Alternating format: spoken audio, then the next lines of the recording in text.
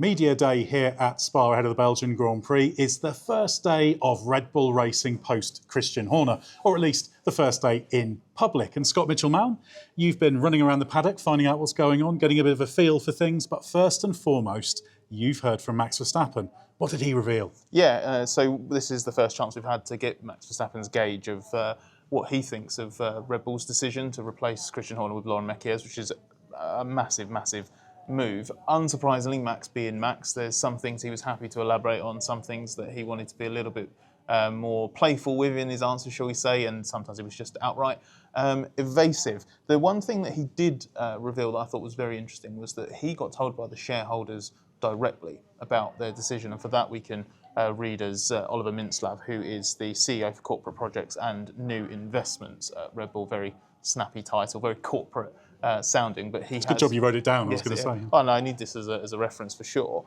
He has basically become an incredibly influential figure post Dietrich Mateschitz's passing in late 2022, and Verstappen basically had a conversation with them. It wasn't a case of being called and said, by the way, Christian's gone, or just getting a text or anything like that. There was a conversation. They would have outlined the rationale to him, the plan, but Max wouldn't say what that was. And when I asked him about sort of what Red Bull had outlined to him and what he made of it, he said what he made of it was his opinion, and he wasn't going to share what that is. So it was Max being Max, but he hinted at a couple of things. He acknowledged that the last 18 months haven't gone the way that anyone wanted, and that the management wanted to steer the ship in a different direction, which I think we can read between the lines a little and say that it was the downward trajectory on track, and obviously, as we know, a lot of the politics off track that ultimately led to Red Bull pulling the trigger now. But the exact official reasons for why and the why now are still a bit murky, because Red Bull don't want to say anything.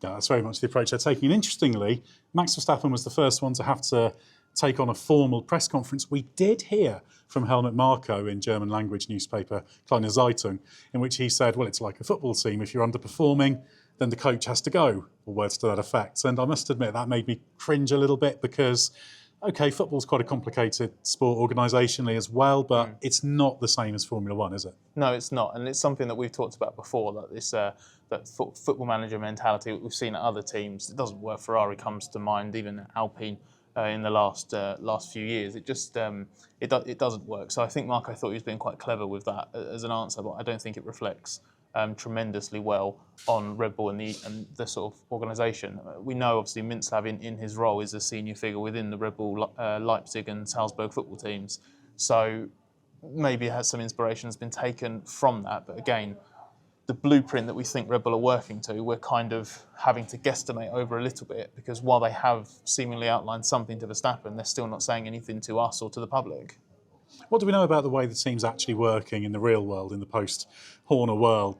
Do you notice anything particularly different about the way they're going about their business here today? Well, a little bit. I think what's interesting is obviously we know, because of this secrecy effectively from Red Bull headquarters, and it is definitely coming from that sort of centrally run, that nucleus that Mintzlaff is at the head of, and obviously Helmut Marko, the special advisor, or the motorsport advisor, feeds into that and would have been part of the decision to oust Horner.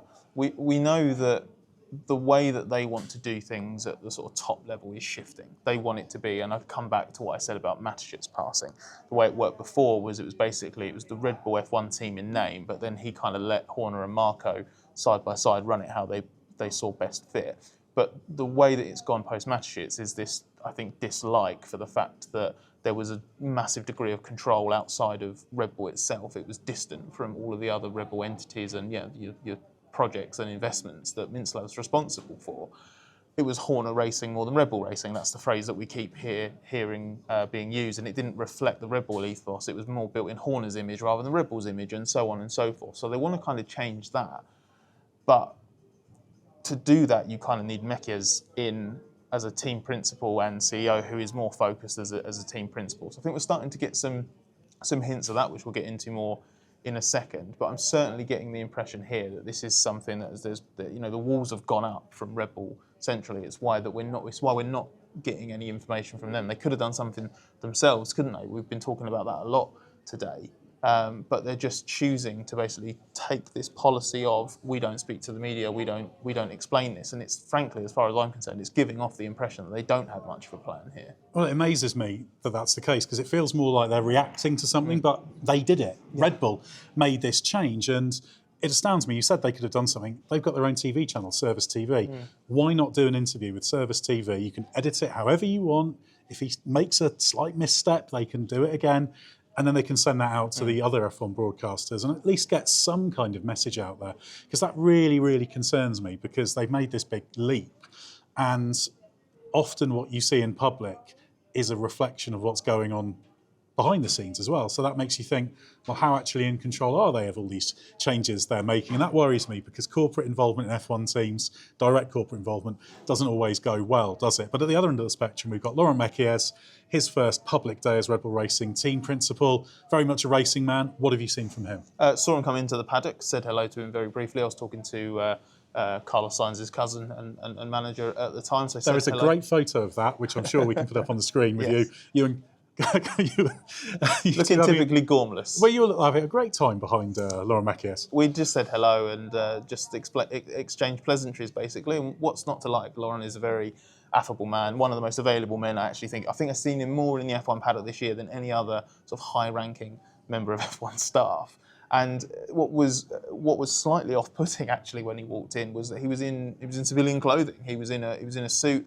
And I'm so used to just seeing him constantly in Racing Bull's uniform, proper team kit, which he did switch to. He did put his Red Bull gear on. And that might sound like something worthless to pick up on, but I say it for a reason, which is that his presence here on a Thursday is significant. He was always here on Thursdays in his old job.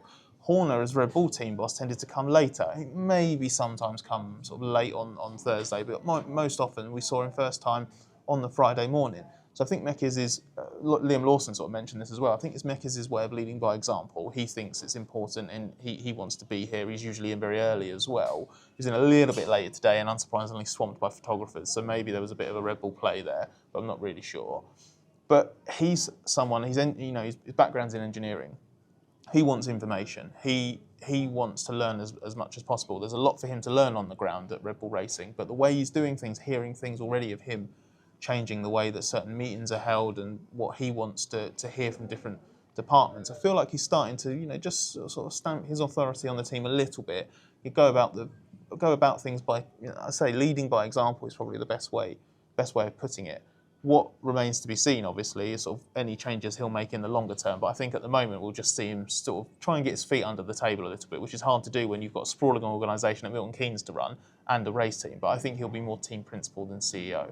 Yeah, he'll want to galvanise the team around the focal point, which is the on-track performance, and that's what he's very, very good at. That's what the team's very good at. But let's circle back to Max Verstappen now, because he did face the media. Has he given any indication of what this means for his future? Has his thinking changed in any way now Christian Horner's been ousted? So this was the thing that he was the most definitive on when he had his media session. He said it won't matter at all for his decision. And he said the only thing that matters is that we work on the car and make it as fast as we can. And I think that's one of the reasons, or certainly one of the justifications that we'll get from Red Bull for the change that they've made. And Marco did mention it in the newspaper interview that you alluded to. He said that Mekies has reduced responsibilities compared to Horner, and that was critical. They wanted him to be more focused on the racing team than all the other strands of it. You've got Red Bull Racing, advanced technology, marketing, powertrains, and Horner's fingerprints were all over that. They don't want Mekies to be like that. And I actually think that bodes quite well for what Verstappen wants, because he wants stability, he wants focus, he wants a team boss basically that's there and